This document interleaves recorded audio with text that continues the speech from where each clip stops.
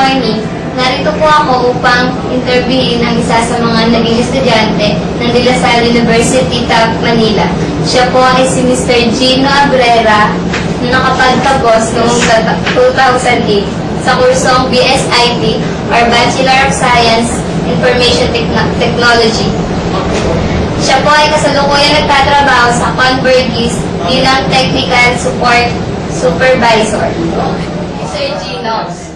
Sir Gino, bakit po ba ito yung kinuha yung course? Bakit IT? Yun ang din ang katanungan ko ng 4th year ako kasi hindi ko alam kung anong course na yung hilig ko.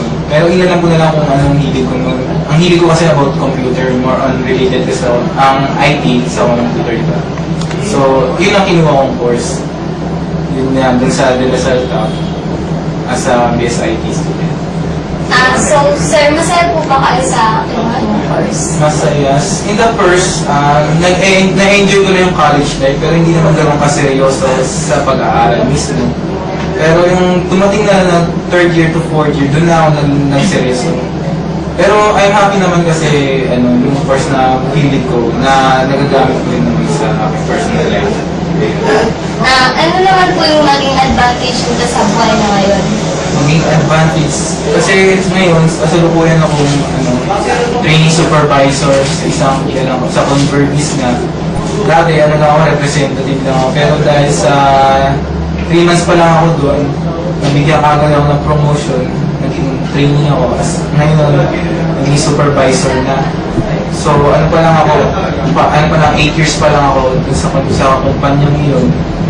Malaking naging advantage kasi yung anong lawak ng pag-iisip mo sa computer, di ba?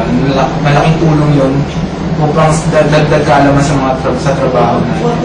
Kaya masasabi ko na malaki talaga ang advantage na tinapos ko sa trabaho.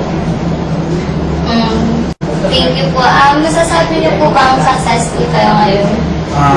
I'm not saying na nasasabi successful, pero ganoon naman tayo, di ba? Kailangan nagtsatsaga pa rin tayo kasi pag sisikapin mo yung ma-achieve mo yung goal natin, di ba?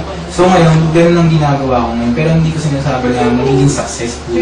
Pero yun ang goal ko, magiging successful. Thank you po. Ay, maraming salamat. Sana nakamulakan kita. Thank you.